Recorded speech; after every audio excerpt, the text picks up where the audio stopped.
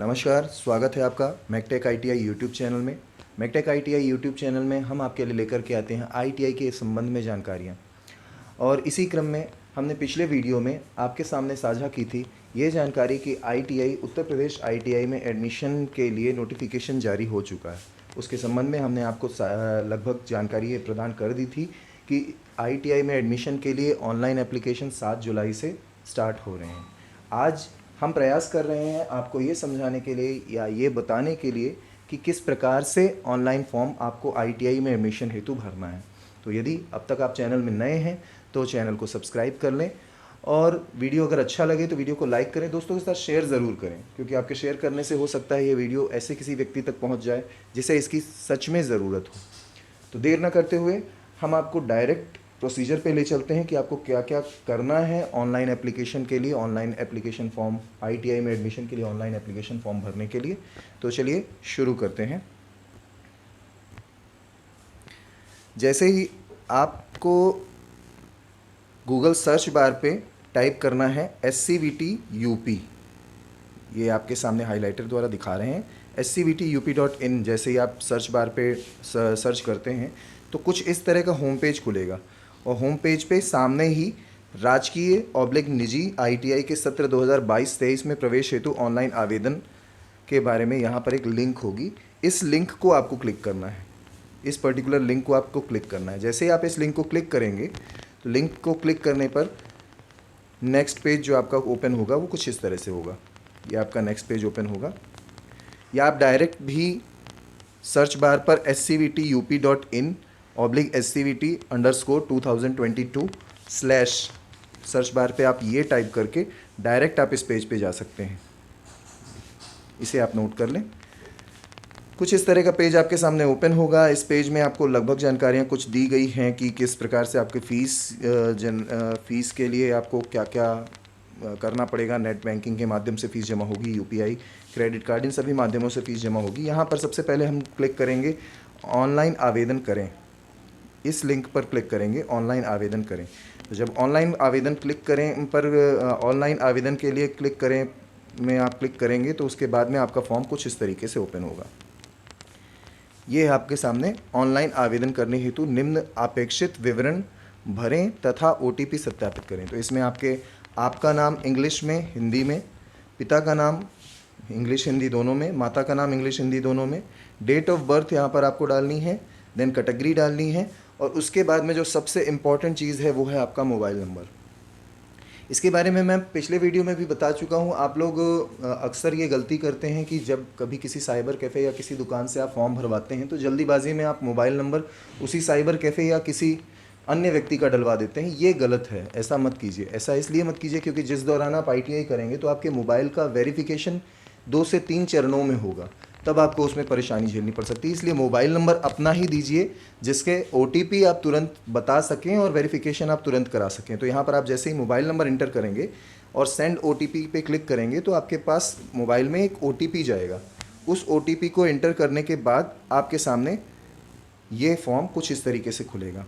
सत्र 2022-23 में राजकीय अथवा राजकीय एवं निजी आईटीआई में प्रवेश लेने के लिए आवेदन करने हेतु कृपया निम्न विकल्पों में से किसी एक का चयन करें तथा आगे की प्रक्रिया को पूरा भरकर ऑनलाइन आवेदन का प्रिंटआउट निकालें।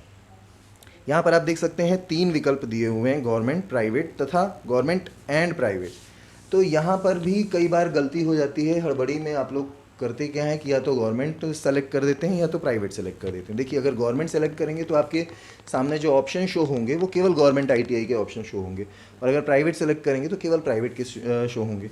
तो इससे बेटर है कि आप इसमें गवर्नमेंट तथा प्राइवेट दोनों ही डालें, जिससे आपके सामने ऑप्शन वो सारे ओपन हों, जिससे अगर आपका गवर्नमेंट में नहीं हो पाता है तो आप प्राइवेट में भी आईटीआई कर सकें। तो इसमें राजकीय एवं निजी दोनों के ऑप्शन पर क्लिक करेंगे। नेक्स्ट पेज जैसे ही आप क्लिक करेंगे तो आपके सामने ओपन होगा कुछ इस तरह से। आधी जानकारी आप उसमें पहले पेज में भर चुके थे। यहाँ पर आपको ये जानकारी आपसे मांगी जाएगी आपके डोमिसाइल के संबंध में, आपका गृह निवास स्थान, होम डिस्ट्रिक्ट आपको भरना है, होम तहसील तथा होम ब्लॉक। ये जो 14 नंबर से लेकर के 17 नंबर तक की जानकारी जो आपसे मांगी जा रही है, इसके बारे में मैं आपको बता दूं। यदि आप गवर्नमेंट आईटीआई के लिए अप्लाई कर रहे हैं तो गवर्नमेंट आईटीआई में एक लोकल कोटा होता है, सिलेक्शन के लिए, उसके लिए ये जानकारी आपसे मांगी जा रही है। तो होम तहसील, होम ब्लॉक, होम डिस्ट्रिक्ट तथा डोमिसाइल, इन चारों के लिए प्रेफरेंस का एक कोटा होता है कि यदि जैसे मान लीजिए आप किसी पर्टिकुलर ज़िले की पर्टिकुलर नोडल आईटीआई में आप अप्लाई कर रहे हैं, तो अगर उस नोडल आईटीआई में अप्लाई आप कर रहे हैं और आप उसी संबंधित ब्लॉक से, जिस ब्लॉक में वो आईटीआई सिचुएटेड है, उसी ब्लॉक से बिलोंग करते हैं, तो आपको प्रेफरेंस दी जाएगी। इसके बाद में यदि आप उस ब्लॉक से बिलोंग नहीं करते हैं, उस तहसील से बिलोंग करते हैं, तो फिर आपको तहसील वाला प्रेफरेंस मिलेगा। अगर आप तहसील में भी से भी नहीं बिलोंग करते, डिस्ट्रिक्ट से बिलोंग करते हैं, तो तीसरे नंबर पर आपको डिस्ट्रिक्ट का प्रेफरेंस दिया जाएगा और चौथे नंबर पे आपको स्टेट का प्रेफरेंस मिलेगा। तो ये आपको प्रेफरेंस देने के लिए ये आपसे ये जानकारियाँ मांगी जाती हैं, 14 नंबर, 15 नंबर, 16 तथा 17। इसके पश्चात आपसे आपका एड्रेस पूछा जाएगा। आपको अपना परमानेंट एड्रेस तथा करेस्पॉन्डेंस एड्रेस दोनों भरने हैं। आमतौर पर ये ज़्यादातर बच्चों के सेम ही होते हैं। इसके पश्चात यहाँ पर permanent phone number, correspondence phone number, यहाँ पर कोशिश कीजिएगा आप वही नंबर भरें जिस नंबर को आपने पहले भर करके OTP जनरेट किया था। ये नंबर भरने के बाद में यहाँ पर save and go to the next step पे आपको क्लिक करना है। आपका नेक्स्ट पेज ओपन होगा। नेक्स्ट पेज में आप देख सकते हैं, ये नेक्स्ट पेज में आप देख सकते हैं 19वां प्रश्न, 19वीं जानकारी जो आपसे मांगी जाएगी वो है क्वालिफाइंग एजुकेशनल क्वालिफिकेशन, अहरकारी शैक्षिक योग्यता। अहरकारी शैक्षिक योग्यता आपसे पूछी जाएगी कि आपकी अहरकारी शैक्षिक योग्यता क्या है। तो यहाँ पर देखिए ITI जो होता है, ITI में कुछ ट्रेड्स ऐसी होती हैं जो 8वीं उत्तीर्ण अभ्यर्थियों के लिए भी होती हैं, जैसे कि वेल्डर हो गई। इस तरह की जो ट्रेड है ये 8वीं पास बच्चों के लिए भी होती है। तो इसलिए यहाँ पर आप देख सकते हैं 8वीं उत्तीर्ण, 10वीं उत्तीर्ण, 10वीं उत्तीर्ण विज्ञान एवं गणित विषयों के साथ, 10वीं उत्तीर्ण 10+2 अन्य विज्ञान एवं गणित विषयों के साथ अलग अलग न्यूनतम 40% अंकों के साथ, 10वीं उत्तीर्ण 10+2 व्यवस्था के अंतर्गत भौतिक विज्ञान, रसायन विज्ञान और गणित विषयों के साथ, 10वीं उत्तीर्ण 10+2 व्यवस्था के अंतर्गत अथवा समकक्ष तथा शारीरिक दक्षता के अनुसार चिकित्सा प्रमाण पत्र भी इसमें देना होता है। तो इसमें से आपको अपना ऑप्शन सेलेक्ट करना है कि आप किसके तहत जाना चाहते हैं। आप 8वीं उत्तीर्ण के तहत जाना चाहते हैं तो 8वीं उत्तीर्ण के तहत आपको वही ट्रेड्स मिलेंगी जो 8वीं उत्तीर्ण पर अवेलेबल हैं, जैसे कि वेल्डर है। इसके अलावा 8वीं उत्तीर्ण के अलावा अगर आप 10वीं उत्तीर्ण पे जाना चाहते हैं तो आप 10वीं उत्तीर्ण पे क्लिक कर सकते हैं।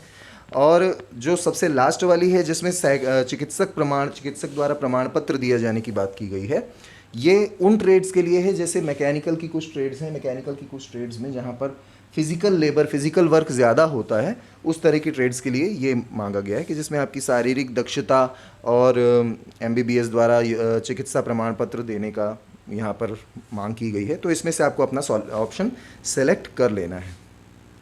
फिर है एक नोट, यदि अभ्यर्थी ने CBSE बोर्ड से 10वीं की परीक्षा उत्तीर्ण की है तो CGPA कॉलम में CGPA भरें तथा उसका प्रतिशत निकालकर 100 के पूर्णांक के सापेक्ष प्राप्तांक भरें। तो आप सभी को पता ही है कि CBSE में CGPA भरा जाता है। तो CBSE की मार्कशीट में CGPA आता है, तो CGPA का परसेंटेज में निकालने का एक फार्मूला होता है, उस फार्मूले से आप निकाल सकते हैं उसका परसेंटेज। तो यहाँ पर आपको फॉर्म भरना है। फॉर्म भरने के दौरान एक गलती जो अक्सर होती है, अक्सर देखी जाती है कि आप फॉर्म भरने के कारण हड़बड़ी में करते क्या हैं कि अपने मार्क्स से अपने परसेंटेज कम या ज़्यादा भर देते हैं। देखिए, दोनों ही सिचुएशन में, दोनों अगर आप कम भर रहे हैं या आप ज़्यादा भर रहे हैं, तो दोनों ही सिचुएशन में आप एडमिशन के पात्र नहीं हैं। तो जब आपका डॉक्यूमेंट वेरिफिकेशन किया जाएगा, तो डॉक्यूमेंट वेरिफिकेशन के दौरान अगर आपके मार्क्स, जो भी मार्कशीट के माध्यम से आपने मार्क्स भरे हैं, वो कम या ज़्यादा होते हैं, तो आपकी एलिजिबिलिटी वहाँ पर कैंसिल हो जाती है। तो यहाँ पर बड़े ध्यान से इसको भरिए। हाई स्कूल का बोर्ड, उसका स्कूल का नाम, roll number, passing year, subjects, maximum mark, obtain marks, ये सारी चीज़ें बहुत ही केयरफुली आपको भरनी है। देन आपको भरना है नेम ऑफ प्रीवियस ITI, अगर आपने पिछला कुछ ITI किया है तो उसका नाम भरना है। Name of previous ITI trade, अगर आपने पहले ITI कर रखी है तो उसका ट्रेड भरना है। इसके बाद आपके सामने ओपन होता है ये पेज। जिसमें आप देख सकते हैं, ओपन नहीं मतलब सेम पेज में नीचे हम लोग आ रहे हैं, सेम पेज में ही ऊपर हमने ये सारी जानकारियाँ रैंडमली भरी है। तो इसके बाद में 21वां क्वेश्चन है वरीयता। आपको किस तरह की वरीयता प्राप्त होनी है उसमें आपको देखना है। तो वरीयता के लिए आप जैसे क्लिक करेंगे तो वरीयता में आपको शो करेगा कि आप किस कैटेगरी से वरीयता प्राप्त करना चाहते हैं, EWS कैटेगरी से, फ्रीडम फाइटर कैटेगरी से, या डिफरेंट जो भी कैटेगरीज़ हैं उन कैटेगरी से आप किस में से आप वरीयता प्राप्त करना चाहते हैं। देन है आपके पास आवेदित कोर्स का ग्रुप। आवेदित कोर्स का ग्रुप जब आप सेलेक्ट करते हैं तो उसमें दो चीज़ें आती हैं, एक ग्रुप ए आता है, एक ग्रुप बी आता है। जैसे आप सेलेक्ट करेंगे आवेदित कोर्स का ग्रुप तो उसमें दो चीज़ें प्रदर्शित होंगी, ग्रुप ए और ग्रुप बी। ग्रुप ए में कुछ ITI के ट्रेड्स होते हैं और कुछ ITI के ट्रेड्स ग्रुप बी में होते हैं। जैसे वेल्डर ट्रेड ग्रुप बी में होता है, इस तरह से अलग अलग ट्रेड्स अलग अलग ग्रुप्स में होते हैं। तो आपको ये ध्यान रखना है कि आप कौन से ग्रुप में जाना चाहते हैं, किस ट्रेड से आप ITI करना चाहते हैं। तो आवेदित ग्रुप में आप दोनों का चयन कर सकते हैं, कोई उसमें बड़ी बात नहीं है। दोनों का चयन अगर आप दोनों का चयन करेंगे, ग्रुप ए का भी चयन करेंगे, ग्रुप बी का भी चयन करेंगे, तो उस स्थिति में दोनों ग्रुप के जो ITI के ट्रेड्स हैं वो आपको शो होंगे, दोनों ही शो होंगे, ठीक है। और अगर एक ग्रुप का चयन करेंगे तो एक ही शो होगा, इसलिए इस बात का थोड़ा सा ध्यान रखेंगे आप। आवेदित ग्रुप कोर्स में आप सेलेक्ट करेंगे स्थानीय आरक्षण हेतु। अब यहाँ पर 24वां जो पॉइंट है वो है स्थानीय आरक्षण हेतु विकल्प। तो स्थानीय आरक्षण आप किसका चाहते हैं, जैसा मैंने आपको पहले बताया कि अगर आप उसी तहसील से बिलोंग करते हैं जिस तहसील में आपका नोडल ITI है, जिसमें आप एडमिशन चाह रहे हैं, तो आप तहसील लेवल का रिजर्वेशन यहाँ पर अप्लाई करिए। इसकी अगर आप ब्लॉक लेवल का रिजर्वेशन चाहते हैं, उसी ब्लॉक से बिलोंग करते हैं जिस ब्लॉक में ITI आपका है, तो आप ब्लॉक लेवल का रिजर्वेशन यहाँ से अप्लाई करिए। और अगर आप स्टेट लेवल का चाहते हैं या डिस्ट्रिक्ट लेवल का चाहते हैं तो आप डिस्ट्रिक्ट यहाँ पर सेलेक्ट कर सकते हैं। अब यहाँ पर 25वें पॉइंट में आते हैं। 25वें पॉइंट में आप देख सकते हैं ग्रुप ए के में ITI के कॉलेज का नाम और उन ट्रेड्स का नाम यहाँ पर आपको एंटर करने के लिए आता है। तो जिस भी ग्रुप को आपने सेलेक्ट किया है उस ग्रुप का नाम यहाँ पर शो होगा, उस ग्रुप के उन ट्रेड्स का नाम शो होगा जो आप सेलेक्ट करेंगे। और ग्रुप बी के लिए भी, दोनों के लिए, अगर आप दोनों के लिए अप्लाई करते हैं तो दोनों के लिए आएगा कुछ इस तरह से। ये देखिए, हम आपको दिखा देते हैं, ये कुछ इस तरह से। जैसे ही ITI की सूची पे आप क्लिक करेंगे तो आपकी ITI की सूची आएंगी। जैसे ही यहाँ पर ये देखिए, हम आपको दिखा रहे हैं, डिस्ट्रिक्ट यहाँ पर दिखाई दे रहा है, Ayodhya district, Ambedkar Nagar district, Sultanpur district. तो इस तरह से डिस्ट्रिक्ट, तो क्योंकि हमने वहाँ पर जब हम रैंडमली फॉर्म भर रहे थे तो रैंडमली फॉर्म भरने के दौरान हमने गवर्नमेंट सेलेक्ट किया था, तो इसमें केवल आपके सामने गवर्नमेंट ITIs आ रहे हैं। तो आप देख सकते हैं अयोध्या में जो है 4 गवर्नमेंट ITI हैं, अम्बेडकर नगर में 4 गवर्नमेंट ITI हैं, इसी प्रकार से सुल्तानपुर में 3 गवर्नमेंट ITI हैं। तो इसमें से जिस भी ITI पे इधर आप क्लिक करेंगे, यहाँ पर जिस भी रेडियो बटन पे आप क्लिक करेंगे, रेड क्लिक करके यहाँ चुने पे क्लिक करेंगे तो ये आपके चुने हुए ITI यहाँ पर शो होने लगेंगे, यहाँ पर शो होने लगेंगे, ठीक है, ITI शो होने लगेंगे। अब आपने एक सब्जेक्ट कौन सा सेलेक्ट किया है, तो सब्जेक्ट कौन सा सेलेक्ट किया है में, अगर आपने ग्रुप ए सेलेक्ट किया है तो ग्रुप ए के सब्जेक्ट्स दिखाई देंगे, और ग्रुप बी सेलेक्ट किया है तो ग्रुप बी के सिलेक्शन सब्जेक्ट्स दिखाई देंगे। तो यहाँ पर अगर आपने ग्रुप बी सेलेक्ट किया है या ग्रुप ए सेलेक्ट किया है तो उसके सब्जेक्ट्स जो है आपके ITI के साथ शो होंगे। जैसे यहाँ पर देख सकते हैं GITI फैज़ाबाद में, अयोध्या में आपको 2 ट्रेड्स दिखाई दे रही हैं, कोपा, ठीक है, DST और NCVT। इनमें से आपको जिसको आपको सेलेक्ट करना है आप उस पर क्लिक करेंगे तो यहाँ पर चयनित व्यवसाय की सूची में आपके ये शो होने लगेगा, कंप्यूटर ऑपरेटर, स्टेनोग्राफर, जो भी आप ट्रेड सेलेक्ट करेंगे, ठीक है। इसमें से आप हटा भी सकते हैं, जो भी ट्रेड्स आपको हटानी है आप हटा सकते हैं, जो ऐड करनी है ऐड कर सकते हैं। देन नेक्स्ट पे आप क्लिक करेंगे। नेक्स्ट पे क्लिक करने पर जैसे आप नेक्स्ट पे क्लिक करते हैं तो नेक्स्ट पे क्लिक करने पर आपका ये फॉर्म का मैक्सिमम डिटेल भर जाएगा। ये ग्रुप बी की इस तरह से ट्रेड जब कंप्लीट होंगी तो 25वां पॉइंट भी आपका कंप्लीट हो जाएगा। उसके बाद में ये घोषणा है, मैं यह घोषणा करता हूँ या करती हूँ कि उपरोक्त आवेदन के क्रमांक 1 से 25 तक दी गई समस्त सूचनाएं मेरी जानकारी में सही हैं। यहाँ पर आप क्लिक करेंगे, मैं सहमत हूँ पर क्लिक करेंगे, और मैं सहमत हूँ पर क्लिक करने के बाद में आप प्रोसीड टू पेमेंट करेंगे। तो प्रोसीड टू पेमेंट पे जैसे ही आप क्लिक करेंगे तो आपके सामने पेमेंट का लिंक या पेमेंट का गेटवे ओपन होगा। वहाँ पर जा कर के आपको पेमेंट करनी है। तो ये जो पेमेंट आप करेंगे ये ऑनलाइन होगी, ऑनलाइन पेमेंट होनी है। जैसा कि हम आपको पहले ही बता चुके हैं, ऑनलाइन पेमेंट जो होगी तो ये 250 रुपये आपके जनरल और ओबीसी कैंडिडेट्स के लिए 250 रुपये की फ़ीस है। और यहाँ पर भी ये देखिए आपको दिया हुआ है, किनारे पर लिखा हुआ है कि एप्लीकेशन फ़ीस 250 रुपये प्लस ट्रांजैक्शन चार्ज एक्स्ट्रा। तो ट्रांजैक्शन चार्ज आमतौर पर अगर आप डेबिट कार्ड वगैरह यूज़ करते हैं तो उसमें ट्रांजैक्शन चार्ज लगता है। तो ये ट्रांजैक्शन चार्ज उसमें 250 के साथ में उसमें ऐड होगा, जो भी आपके अकाउंट से कटेगा मेक पेमेंट करने पर। तो 250 रुपये की जो राशि है ये जनरल तथा ओबीसी कैंडिडेट्स के लिए है, ST/SC कैंडिडेट्स के लिए 150 रुपये है। ये जैसे ही आप पेमेंट कंप्लीट करेंगे, पेमेंट कंप्लीट करने के बाद क्योंकि आप फॉर्म भर चुके हैं तो फॉर्म का कुछ प्रीव्यू कुछ इस तरीके से दिखाई देगा, जैसे कि हम आपको दिखा रहे हैं। ये देखिए ये रैंडमली भरा गया फॉर्म है, इसमें किसी की कोई डिटेल्स नहीं है। तो ये हमने इस तरीके से ऐसा फॉर्म भरा है, तो ये फॉर्म का प्रीव्यू आपको दिखाई देगा। ये फॉर्म का प्रीव्यू आपको दिखाई देगा, इसमें आप फ़ोटो और सिग्नेचर अपलोड करके ये देखिए save and go to the next step.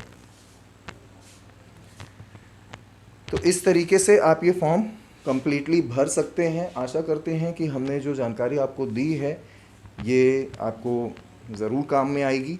अगर आपको हमारे द्वारा दी गई जानकारी अच्छी लगती है और ऐसा लगता है कि आपके को फॉर्म भरने में हमारे द्वारा दी गई जानकारी से मदद मिली है तो हमारे वीडियो को लाइक करें, दोस्तों के साथ शेयर करें और चैनल को सब्सक्राइब कर लें। सब्सक्राइब करके बेल आइकन भी प्रेस कर दें, क्योंकि इससे हमारे आने वाले वीडियोस आपसे मिस नहीं होंगे। और हम इस तरह की वीडियोस लेकर के आते रहते हैं। अगर आप ITI ज्वाइन कर लेते हैं, ITI ज्वाइन करने के बाद भी आपके एग्ज़ाम्स की तैयारी के लिए भी हम IC चैनल पे वीडियोस लाते हैं। और एग्ज़ाम्स की तैयारी के अलावा इसी चैनल पे हम आपके प्लेसमेंट संबंधित जानकारी भी लेकर के आते रहते हैं। तो ये चैनल आपके लिए बहुत मददगार साबित हो सकता है। तो कृपया चैनल को सब्सक्राइब करें और बेल आइकन प्रेस कर दें, जिससे कि हमारे आने वाले वीडियोस के नोटिफिकेशन आपसे मिस ना हो। चलिए मिलते हैं अगले वीडियो पर, तब तक के लिए धन्यवाद। आपका दिन शुभ हो।